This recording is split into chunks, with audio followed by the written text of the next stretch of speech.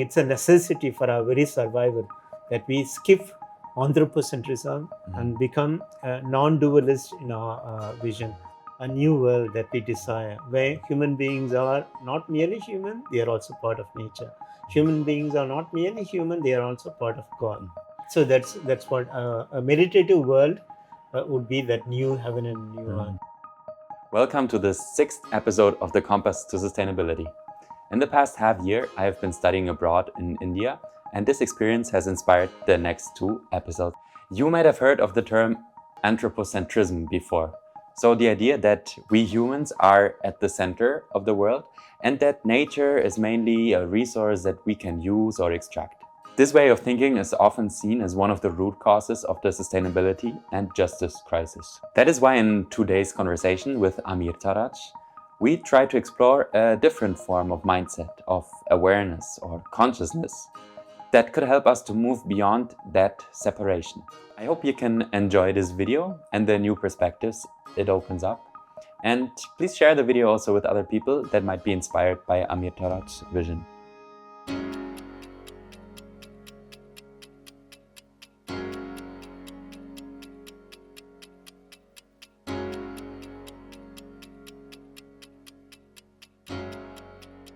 So we are sitting here in Chennai today with one very special guest for the Compass to Sustainability for this episode. We're sitting here with Father Amirtharaj, and we want to talk about the mindset maybe beyond anthropocentrism and go towards non-dualism, and how that can play towards a future that is more sustainable. But before we dive into that, maybe Father, I want to ask you that you could introduce yourself and what is your background and how you came to the place where you are today. Okay. So my name is Amirtharaj. I'm a Catholic priest. But my identity goes beyond my own Catholic faith, about which I'm proud. But it has also led me to learn a lot from Hinduism, from Buddhism, from secular thinking, from English literature, from Western philosophy, and also insights from Indian philosophy. All that would go into who I am, what my awareness is.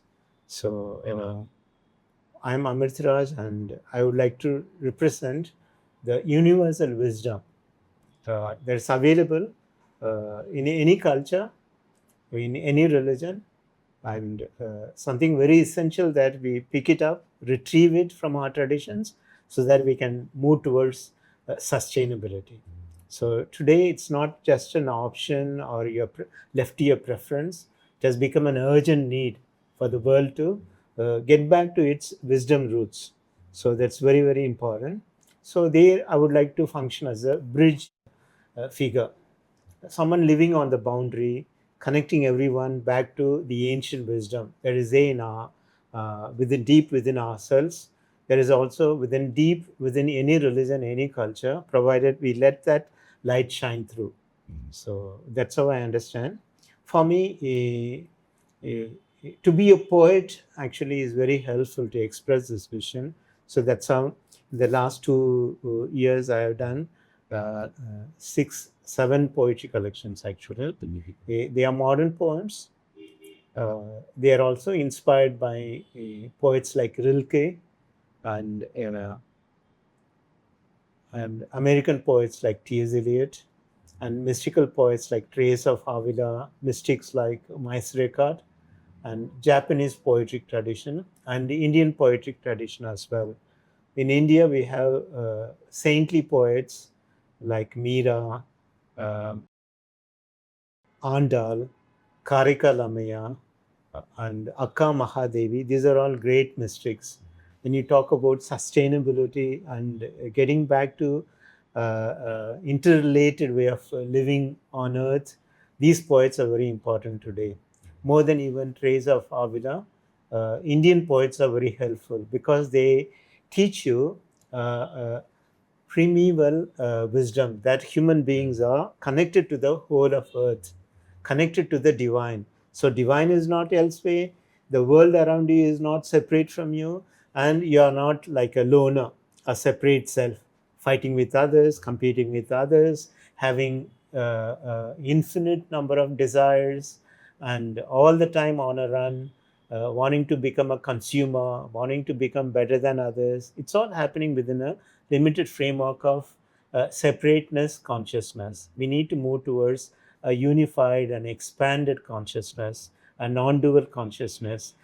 Today we have reached a moment when it's an important thing, it's a necessity for our very survival that we skip anthropocentrism and become non-dualist in our vision, more cosmocentric, more theocentric, more invested in the lives of others than caring for oneself. So that's how I situate myself.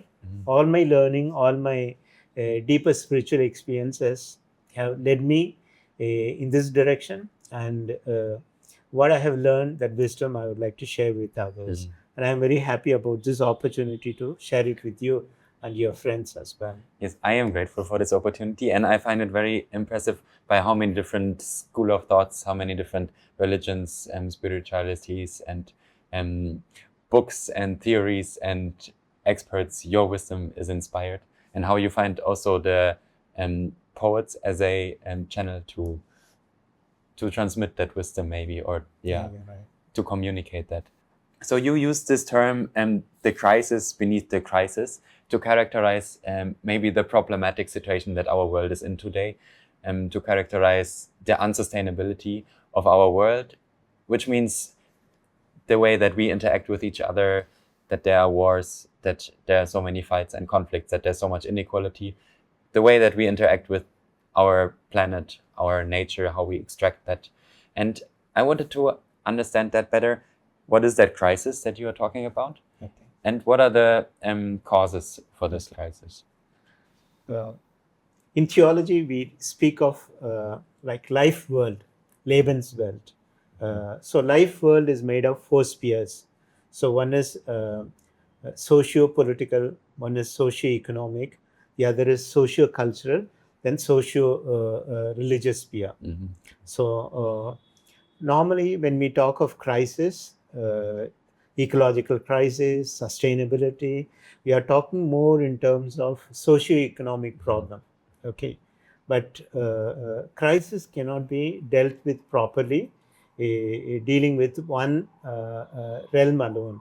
So it's not a socio-economic problem. Naturally, we know it is also a socio-political problem. Like developed nations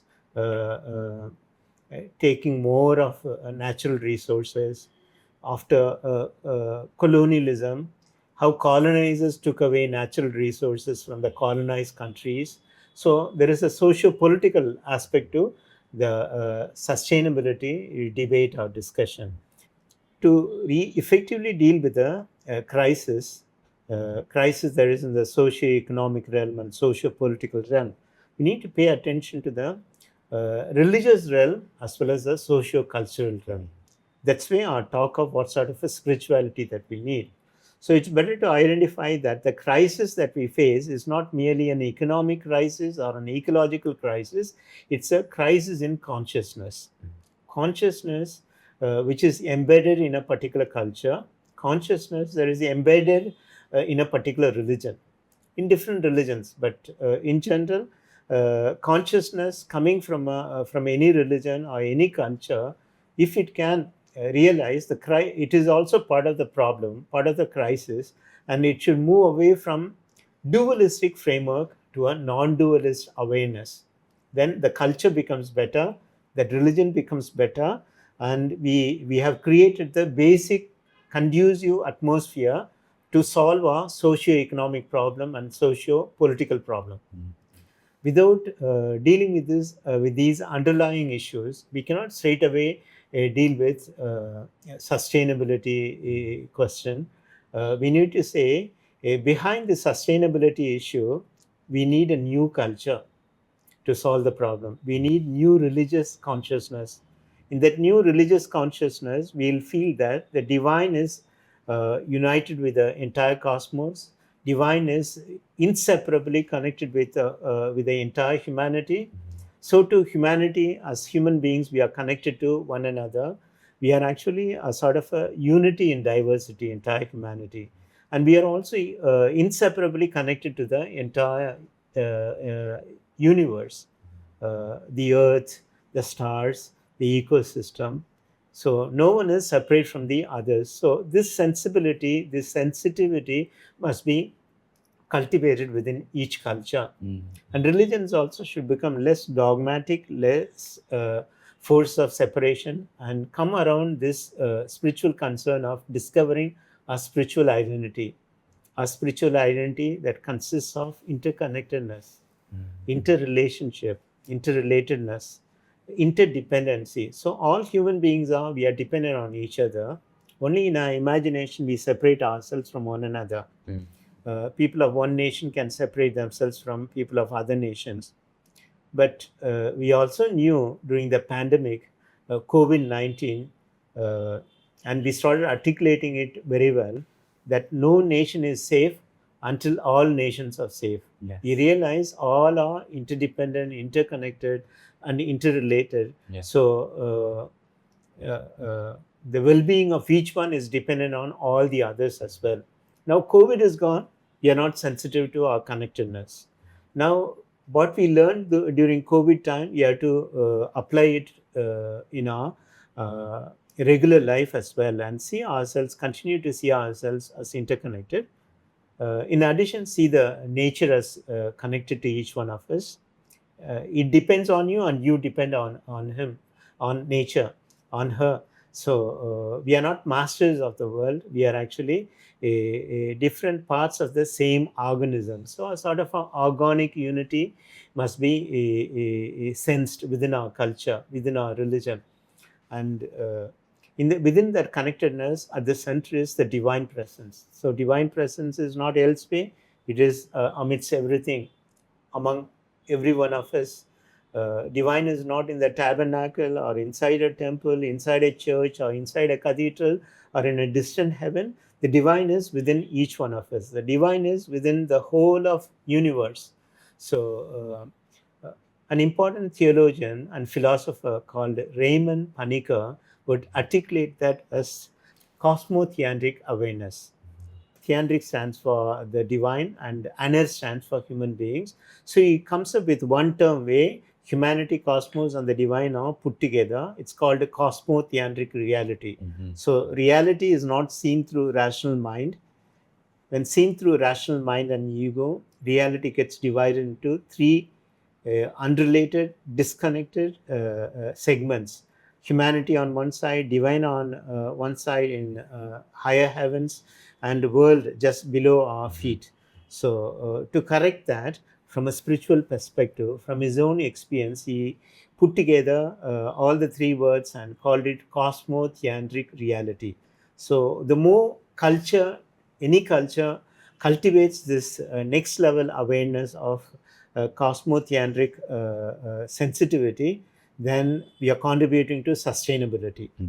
The more any religion cultivates this spiritual awareness of being united in God being united to everyone around us, irrespective of their religion, race, and culture and language. When we cultivate this awareness of being connected through the divine with everything of nature, then that religion is a better religion. As Jesus would say, must judge every tree by the fruits. Today we need to judge our religions by the fruits it yields, the cosmotheandric fruit. So we are actually, it's a sort of an expansion of the Christian Trinitarian vision. Now, coming from advanced physics, chemistry, and social sciences, contemporary philosophy, Panikkar has articulated that as cosmotheandric perception, cosmotheandric vision. It's a transformative vision. Once you go through that, you feel that, as Jesus would say, He is the vine and we are the branches. So we feel that interconnectedness with everything of reality. That reality is partly God, partly nature, partly the rest of humanity, but we are interconnected. And in this context, the sustainability you talk of, which includes nature, you would begin seeing Earth as Mother Earth, and you would begin seeing that instead of saving the Earth, you will start saying Earth is fine left to itself, so you must start serving the earth. So serving the earth, approaching everything of nature with reverence, and not expanding our needs infinitely, rather moving in for what is needed and what is not needed. So what is needed for our very survival and flourishing, and everything else, that excess doesn't do good to us, doesn't do good to others, doesn't do good to nature as well. So a sort of an enlightened way of leading a simple life. Simple life doesn't mean you lack things, rather you have everything in abundance, but there is no place for greed. And you'll always have a heart to share it with others. And you will create that kingdom of God where no one goes to bed hungry, where opportunities are given to every child to learn to have the best education and become the best self possible. And a kingdom of God where, in spite of all the differences, families can learn to live together. Within the family, we can live together in peace. Families can come together and create a good neighborhood, and all the neighborhood can come together and create a better nation. The nation can behave itself better, behave better, and be in harmony with other nations. So this is sort of a cosmopolitan world, a new world that we desire, where human beings are not merely human, they are also part of nature. Human beings are not merely human, they are also part of God. And nature is part of God and part of yourself. And God himself is nothing else outside this realm of nature and yourself. And God includes all of you, all of us, and transcends that. That's a mystery. Move away from anthropocentrism towards a sort of a cosmocentrism, towards a compassionate way of living, towards caring for nature, respecting nature. So that's a shift that I would talk of, moving away from anthropocentrism. Retain all the best of science and technology that has come about because of our shift towards anthropocentrism. Little bit of freedom we gain from organized religions and rigidity of religion. So science can flourish, philosophy can flourish, science and technology could emerge. But we should also retain the best of religion, which is wisdom. We should also learn to retain the best of divine presence among us that had been inspiring science and technology. So science is not science and technology is purely science and technology. There is always God's guidance behind it. So anyway, in any field, there is also God's inspiration, moving that field towards contributing to a better world. That's my holistic perception. And wow, you covered so much and draw such a big picture of that world, where we have a non-dualistic view, where we feel the interconnectedness to others, and how the divine always comes through. If you could draw this future, what it would look like, this vision of yours, how would maybe on the different levels, how would society be organized, economy, how would we individually have, what mindset would we have individually? And yeah, can you draw this future? Okay. There is a Jesuit theologian, Joseph Maréchal, I think Belgium, maybe he is from, and he would talk of a dynamism. He is more thinking of a knower knowing things, and within every knower there is a dynamism. Whatever is known, the knower will go beyond it already, okay, and asking the next question, wanting to know more. And when we talk of the future, we should realize that future is already happening because of this inherent dynamism within all of us. Even the conversation that we have is already a fruit of the dynamism that is at work, carrying the whole humanity to next level of awareness towards interconnectedness. So it's happening already. We ourselves are a simple little expression of that overall happening. So we need to be optimistic in that way, because in the overall picture, you're not the only agent. There are others already initiating that move towards expansion of awareness, expansion of interconnectedness. So we join the forces that are already at work. And human soul, human heart always has that dynamism to improve things, to move towards the next level. So human dynamism, using science and technology, cared for physiological needs, our security needs. Then we had the modern facilities to set up our families and comfortable atmosphere within our houses, so that better relationship can be had among ourselves that meets our belonging needs. So here I'm following Abraham Maslow. Maslow himself, though he was not part of Second World War and learned from the mistakes we made during the Holocaust. He comes from a Jewish family. Certainly, his parents were closer to that generation, but somehow, what should be the post-Holocaust wisdom in psychology reaches him. So he has worked it out in his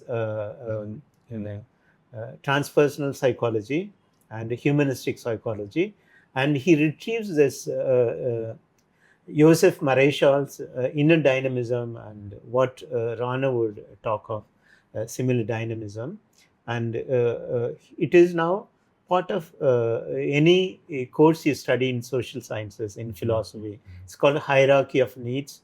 So there is human spirit at work, though you may not call it that way.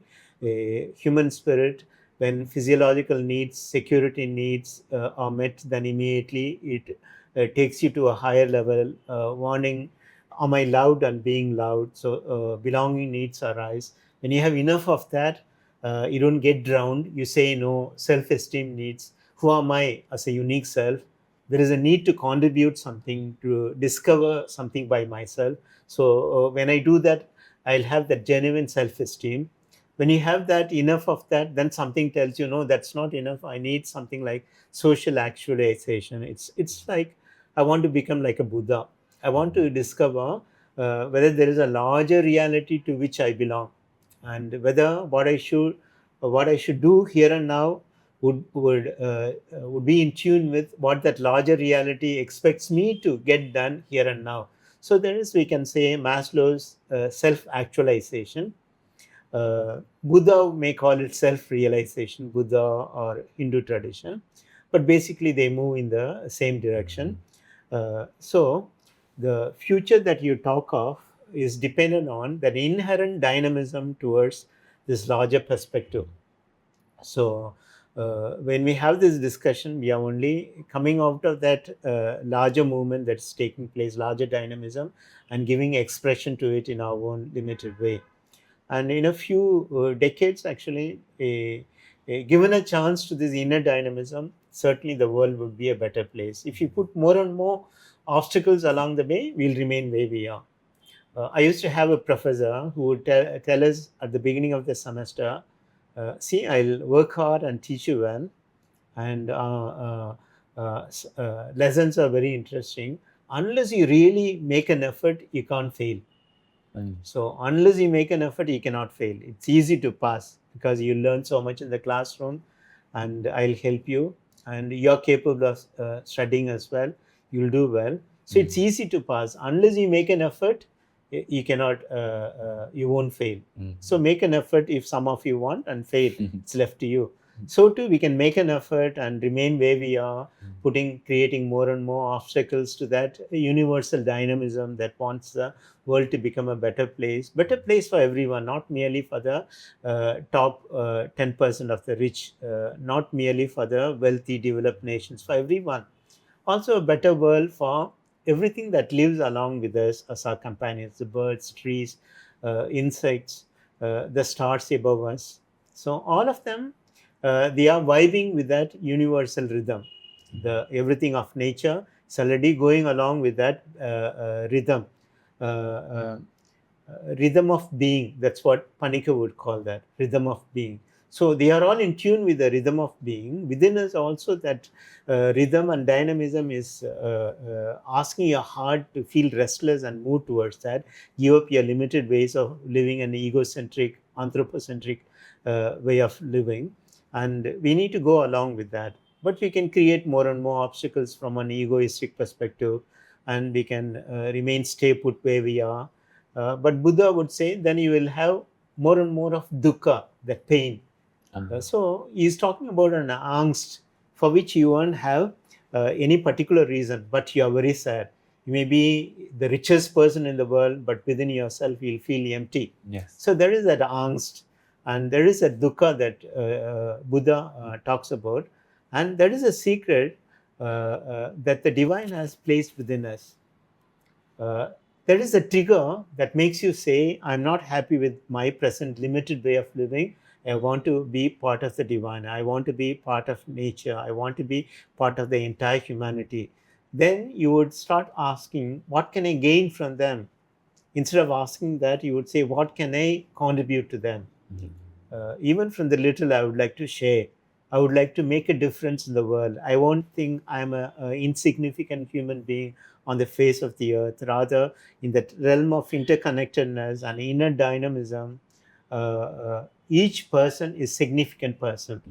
Even the little contribution they can make becomes a very significant contribution for the ongoing progress, ongoing pilgrimage of the whole reality. And no person is replaceable. Everyone is irreplaceable. Their contribution, without that contribution, the universe cannot go ahead. Humanity cannot go ahead. God cannot go ahead in his ongoing creation. So all of us need to become better individuals and then find out what God wants each one of us to do, so that we start living for the common good, for the greater good than for one's own self. So such a future is emerging. That's why we have this conversation as well. And it's an expression of a larger process at work. I find it empowering that you are so positive about this and that you see that this dynamism is at work. And I sometimes feel that it is more the other way around, that we have to make a lot of effort in order to come to a better future. And it is a new angle for me, a new perspective to see it the other way around, that there are actually massive forces, let's say from the fossil fuel lobby, let's say from this 0.01% richest part of the population in the world. And these are the strong forces that actually put these obstacles, right, that prevent us, or that prevent entire humanity to prosper towards this future, which is more just, more inclusive, more interconnected, Yeah, right. and more sustainable as such, maybe.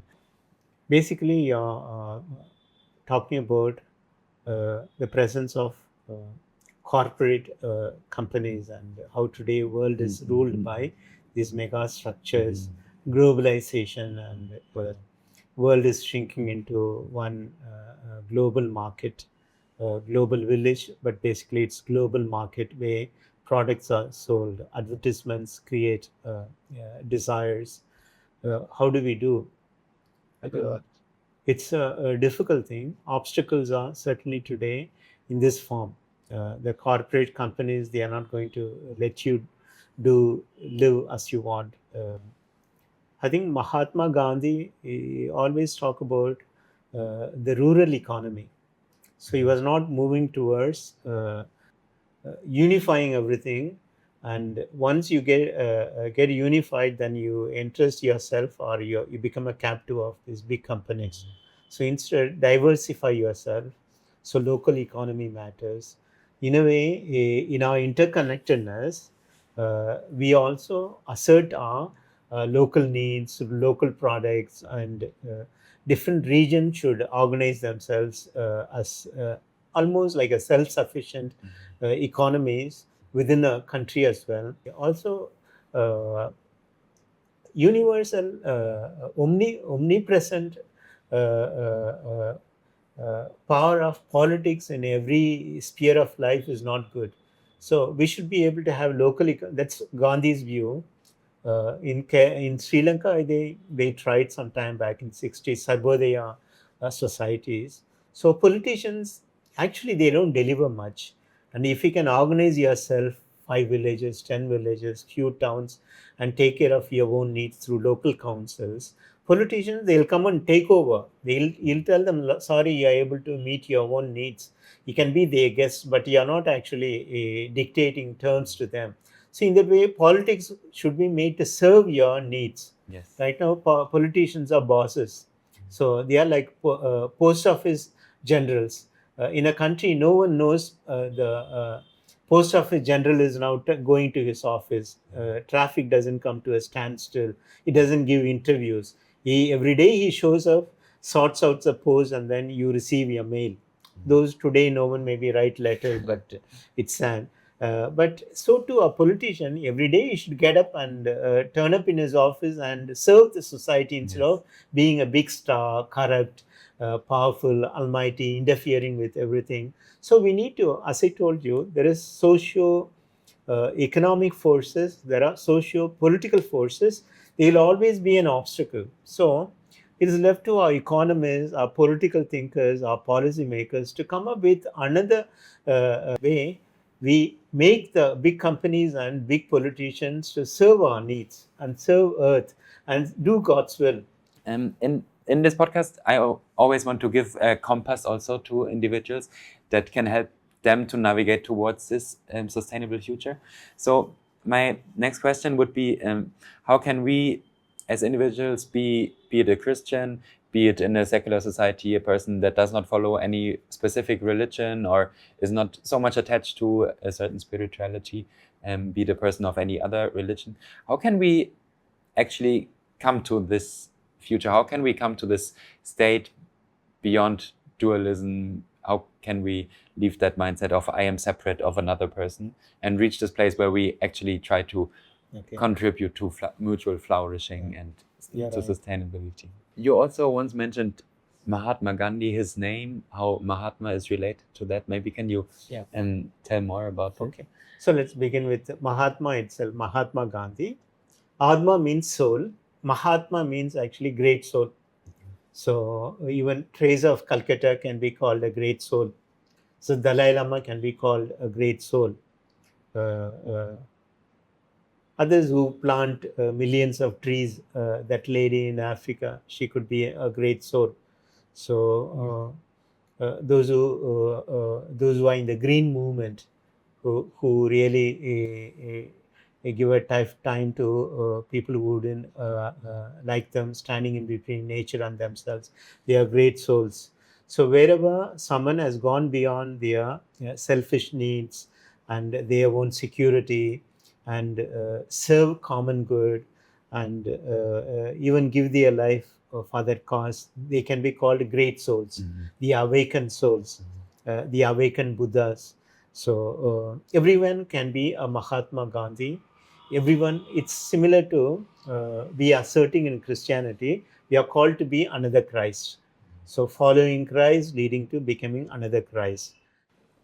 We'll see greater future is emerging. All that we need to do is cooperate, not place obstacles along the way, other cooperate. An important practice would be daily meditation. And the simple step is read a good book of Dalai Lama and learn the basic meditation and spend 20-30 minutes. That would mean actually you have a relaxed body, a calm mind, more a holistic self, and within you, your relaxed body and calm mind, your soul will come alive, and your soul has the Holy Spirit behind it. Holy Spirit is the soul of your soul.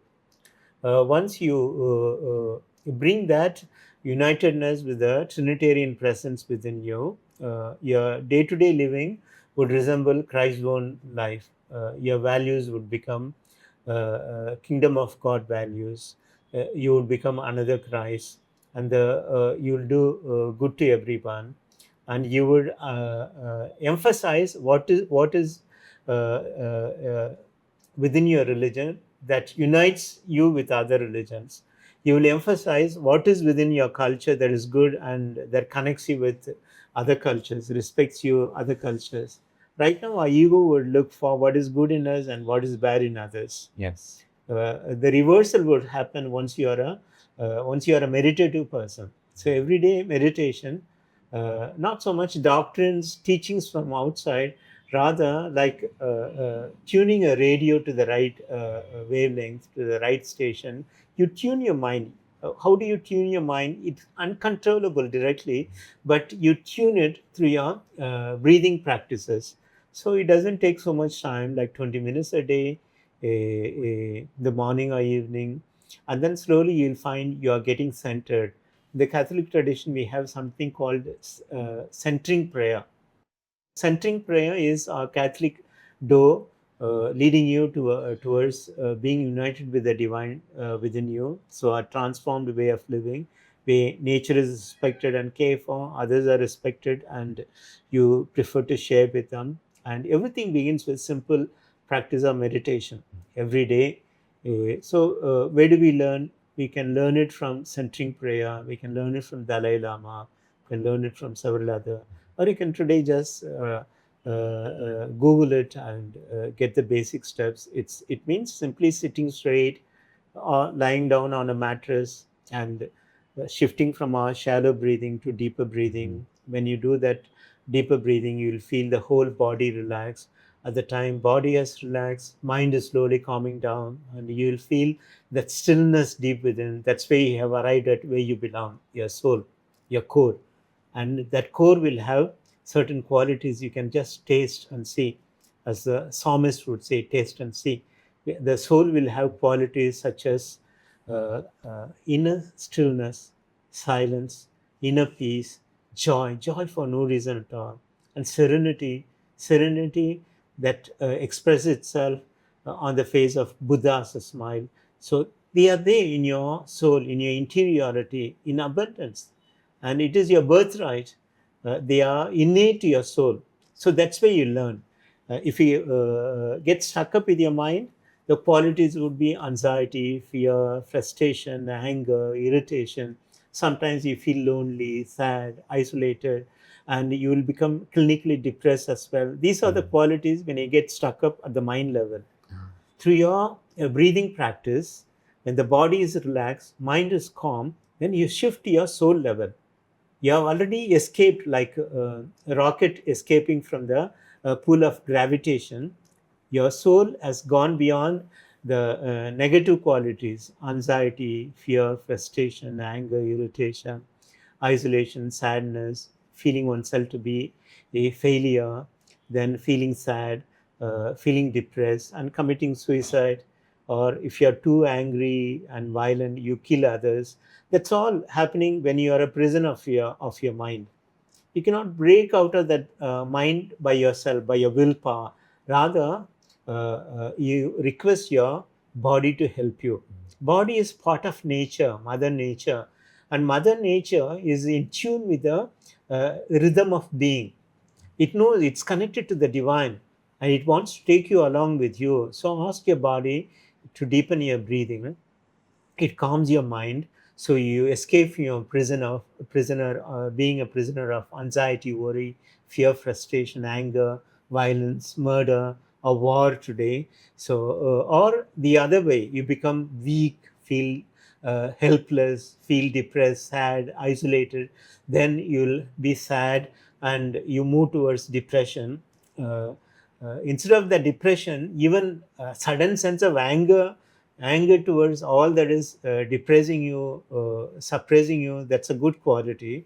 But even that is insufficient. You better, like a rocket escaping from the velocity, with its velocity escaping from the gravitational forces, through your calm mind, relaxed body, let your soul move into where it belongs. Abundant